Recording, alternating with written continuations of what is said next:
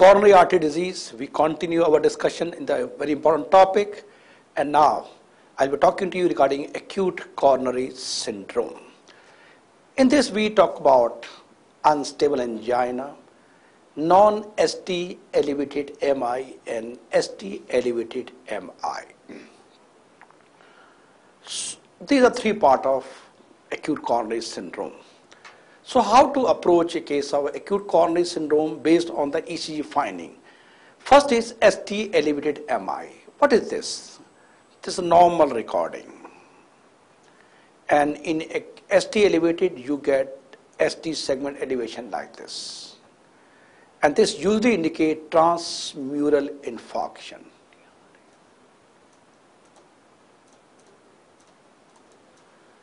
Then we also have non-ST elevation. In this we get NSTMI. Typically we get symmetrical T wave inversion, NSTEMI. And in unstable angina, ECG may be normal. So this is unstable angina. This is ST elevated MI, and this is non-ST elevated MI, where we get symmetrical T wave inversion. So of course, these are this entity and this entity, there is no ST elevated MI. So how to differentiate between these two? In this cardiac biomarker, that means cardiac enzymes are increased in this, and they are normal in unstable angina. Now we talk about acute MI. When acute MI, especially I'm talking about ST elevated MI. Okay. So how we really diagnose a case of acute MI? Patient come to us and typical history. What history is? Patient has severe retrosternal pain chest. It is accompanied by profuse sweating, palpitation, maybe dyspnea, breathlessness, maybe syncopal attack. They are the typical histories there. Then we have ECG changes, about which I'll talk soon, and cardiac enzymes are raised. So as per WHO criteria, any 2 out of 3 should be there to diagnose a case of acute MI. And now when I said this line, you may have a little doubt. Is it because pain not there? Yes. Pain is there in 90% cases. 10% cases may be painless infarct. Similarly, ECG may be normal in some cases and cardiac enzyme may be normal in some cases. That's why any 2 out of 3 criteria should be there to diagnose a case of acute MI. So, as I'm talking to you, acute severe pain chest is there, and ashen gray color of the face is a classical finding that we see in acute MI. But I told you 10% of patient can have painless infarct also. Now, how does a painless infarct present to us? In fact, the finding which I am mentioning here, they are there in acute painful MI also. In silent MI, except pain, others are there. The patient may just come with sudden profuse sweating. Patient may come with sudden syncopal attack, and that's why patient may even, sometime if he's standing, he may fall also. Patient may develop sudden pulmonary edema. The patient may have sudden onset of dyspnea. Patient may have pink, frothy sputum. Epigastric pain and vomiting. This is an atypical finding.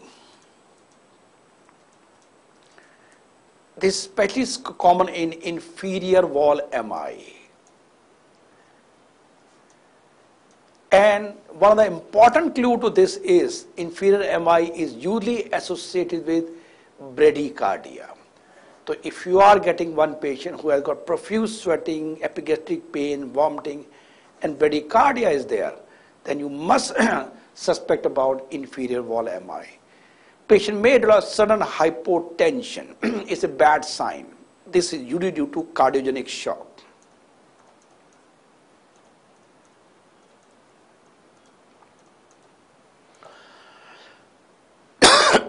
And due to same, pump failure can also induce oliguria. This indicates pump failure or so-called heart failure. An acute confusion state is another manifestation of acute myocardial infarction.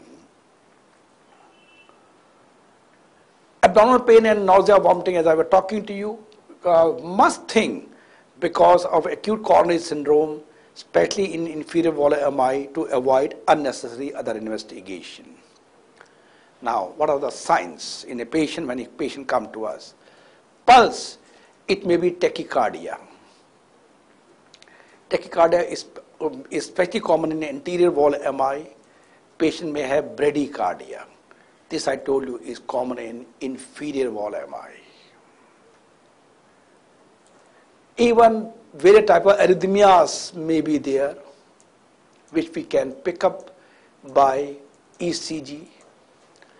BP, it may be high because hypertension itself is a very important predisposing factor for coronary artery disease.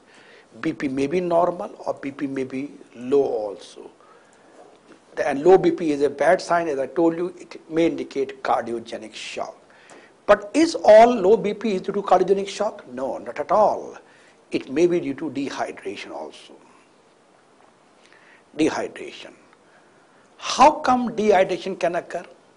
Well, if you can think something, how can dehydration occur? The answer is, remember, patient has profuse sweating. Patient has lot of vomiting. And they contribute to dehydration. They contribute to low BP. And they can predispose to oliguria. So oliguria can occur due to two reasons. One is pump failure or other is dehydration. So how will you look into this matter, whether it's due to cardiogenic shock or due to dehydration? Then answer is, first of all, hydration status. You have to look into hydration status. Patient is dehydrated, his tongue will be dry. Okay, or we can give a trial. You can give a trial of saline. Saline trial. BP low, you give saline. Maybe 200 ml you give and you monitor the BP. And after giving saline, if BP start rising, that means low BP was due to dehydration. You give more fluid. If after rehydration BP start falling further, it means patient was in cardiogenic shock. And of course, before, no need to say before doing all this, you like to get echo done. You have to assess the ejection fraction and cardiac contractility by echo, but saline trial is definitely done under observation.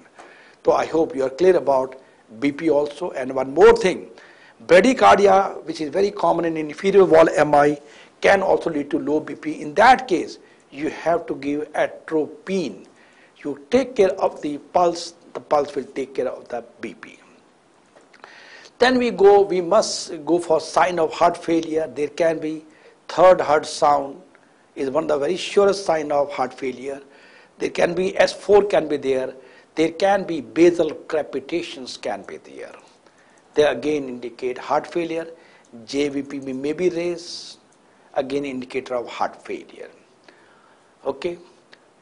Pansystolic murmur. This may occur due to VSD or maybe due to papillary muscle dysfunction. What is this? So here is the myocardium. And here is the interventricle septum. This septum may get ruptured. And that will lead to a type of pansystolic murmur, which can immediately lead to acute pulmonary edema also.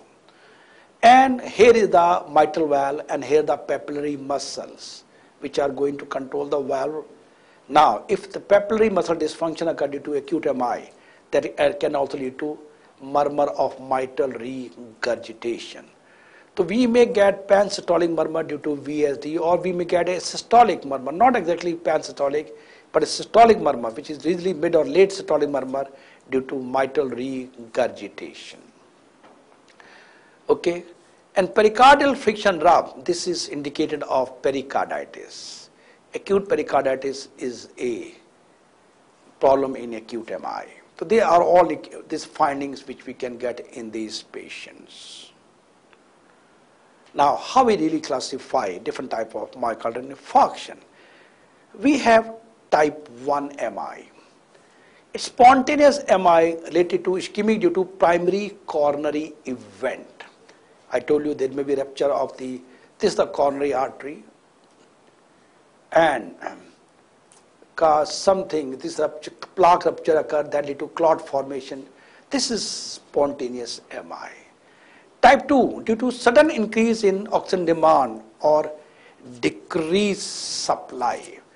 This may be due to embolic phenomena or spasm, which can lead to this type of problem. Type 3, sudden cardiac death. Remember, about 25% people do not reach hospital in acute MI cases.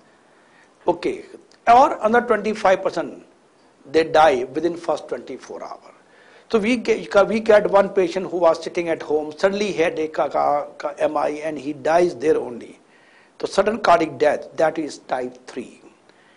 Type 4A, we are doing angioplasty, and during angioplasty only patient dies. This we call as type 4A.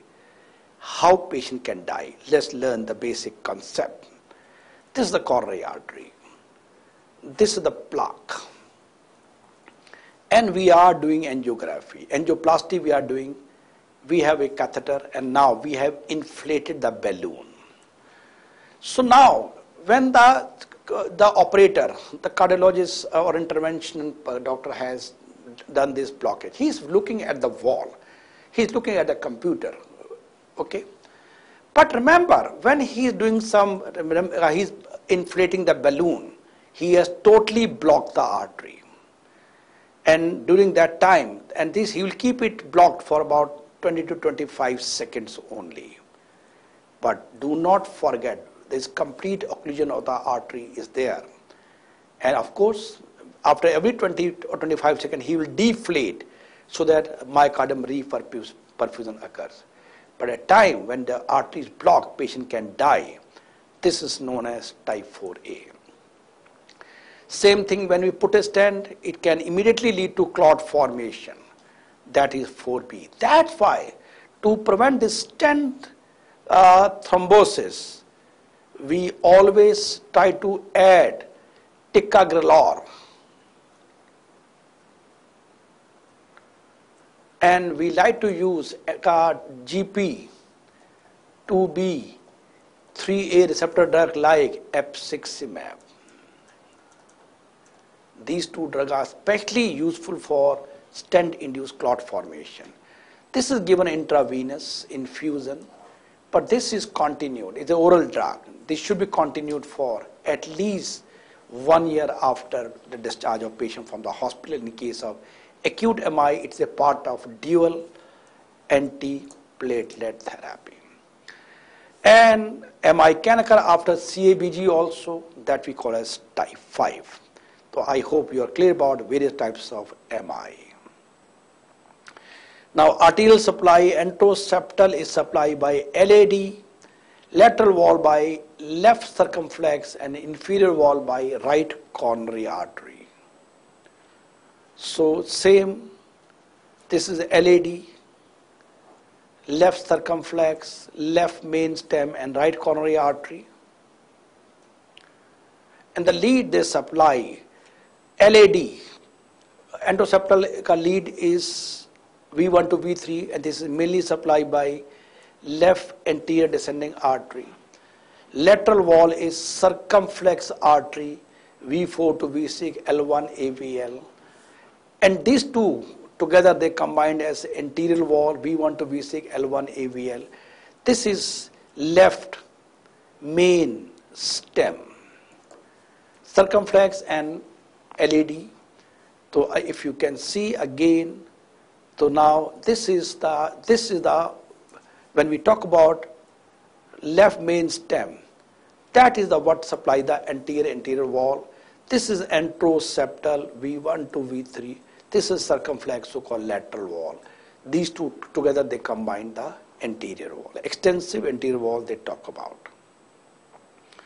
Now we got one patient of acute MI, how to investigate ECG. Now what happened in the ECG? This is a normal ECG. So when a MI occurs, within a minute, patient develops tall T wave. This is the T wave. Now tall T wave. The tall T wave, so-called hyperacute T wave, so-called tall T wave. It occurs within minutes of acute MI. After that, we talk about ST segment elevation. This is ST segment elevation. It occurs in around 2 to 4 hours. Very important point. Up to these two stages, tissue is viable. Tissue is ischemic. Tissue is not dead. And if you can reperfuse the myocardium up to this stage, you can save the entire myocardium salvage. About the concept of myocardium salvage, I discussed in my previous lecture. I hope you have seen that lecture. But if you do not open the block, now tissue start dying. We start getting necrosis, so-called coagulative necrosis. Now what finding we start getting in ECG? We start getting T wave inversion. T wave inversion. It occurs in 8 to 12 hours. And finally you get pathological Q wave. This is the pathological Q wave, right? And this sequence is tall T wave, so-called hyperacute T wave, ST elevation, T inversion, and Q wave are the findings that we get in these patients. Well, after ECG, so now let's see. You can see beautiful picture of, you can say, tall T wave getting tall, ST segment elevation, T inversion, and Q wave. In the old MI, look, this is the only finding but left is Q wave is seen. ST-T wave changes, they disappear. But remember, suppose you get one patient who come to you after 2-3 months. He has Q wave, ST elevation is there after 2-3 months. This you should suspect about left ventricle aneurysm. Aneurysm.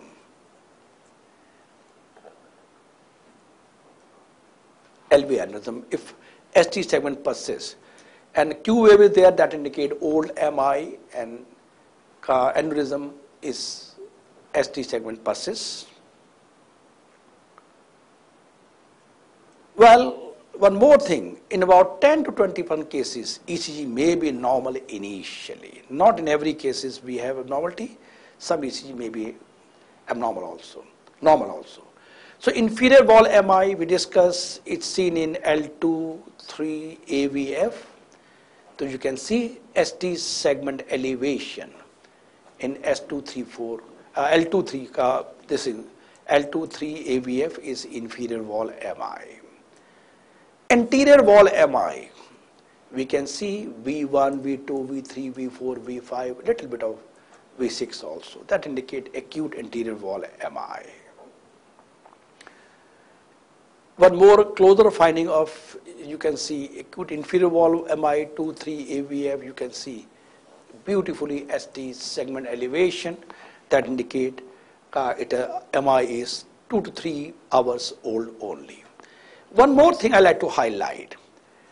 We are talking about ST segment elevation. In MI, we get convex upward. This is acute MI. But here also we are getting ST segment elevation, but it is concave upward. This we see in acute pericarditis. So convexity, concave upward is pericarditis and convexity upward is acute MI. This point should be clear to you. Now what happened in posterior wall MI? Posterior wall of the septum is supplied by posterior descending artery, and here what we get it, tall R wave in V1, and we get ST depression in V1, V3. So that means we can diagnose posterior wall MI only by ECG, but again at time ECG may not be able to pick up this finding. Now second is cardiac enzymes, so-called biomarkers. CPK-MB, it starts rising in 4 to 8 hours, peak in around 16 to 32 hours, and it may become normal in 2 to 3 days or 2 to 4 days. We have LDH, start rising in 12 to 24 hours, maybe peak in about 48 to 60 hours, and tend to return to normal in 6 to 10 days. They are the biomarker, but CPK-MB, CPK ratio is important in these patients, and CPK-MB is the one which is more specific for cardiac tissues.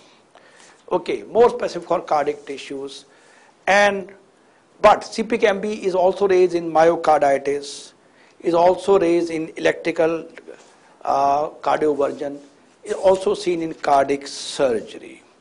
Okay, so CPK-MB is more specific for cardiac tissues. CPK can occur in any of the even striated muscle also. But when we are talking about ratio of CPK-MB or CPK, if this is more than 2.5, this is highly suggestive of acute MI. But remember, CPK-MB can be raised in other conditions also. Now CPK-MB has two isoforms, CPK-MB2 and 1. If this ratio is more than 1.5, is a highly sensitive for acute myocardial infarction. Now the third and the most important other biomarker is Troponin T Test. It becomes positive within 2 to 4 hours. It means it's the earliest to get raised and elevated for 10 to 14 days. That means it's the last to disappear. That's why it is the best cardiac biomarker for acute MI. Okay, but only condition where CPK-MB is better than Troponin T Test is reinfarction. If it occurs within 2 weeks, because CPK-MB start rising and come back to normal in 2 to 3 days or 3 to 4 days, it comes normal. Suppose in reinfarction occur after 7 days. In 7 days, Troponin T Test will be already raised, and there is no point. In such cases, again rising level of CPK-MB is the best test to know about reinfarction. Now, we also do echocardiography to look for the regional wall motion abnormality I discussed in the previous lecture, where we can see hypokinesia or akinesia. That means there is no movement or less movement in the myocardial tissue, that in reduced contractility. We check ejection fraction. Reduced ejection fraction is one of the most important bedside parameter to know about congestive heart failure. It can also detect myocardial MR, mitral regurgitation, VSD, or even cardiac tamponade, which may occur in case of acute MI. Nuclear imaging test is done by thallium-101 or PET scan by rubidium. In fact, these are done to look for the myocardial perfusion status. And you do electron beam CT scan to look for Agatston score. This all I discussed in the previous lecture. We also do cardiac MRI stress testing by dopamine infusion. These are again to look for the myocardial perfusion status. This we do if you are planning for coronary artery bypass surgery. So this you can see in the resting state, and this is the ischemic state of cardiac MRI. Late enhancement is there. And this again, ischemia is there, you can see resting state and ischemic state, you can see nuclear imaging perfusions. So a quick recap of what we learned in this lecture. Regarding acute coronary syndrome include unstable angina, NST-MI and ST-MI. Pain chest usually lasts for more than 20 minutes in acute MI. Anginal pain usually are less than 15 minutes. Silent infarct may occur in 10% cases, especially in diabetic patient, especially in elderly patient. You may get silent MI. And we have a class 1 to class 5 clinical classification of MI, investigation done in ECG, cardiac enzyme, echo, and nuclear imaging in MI. Thank you very much for watching this video.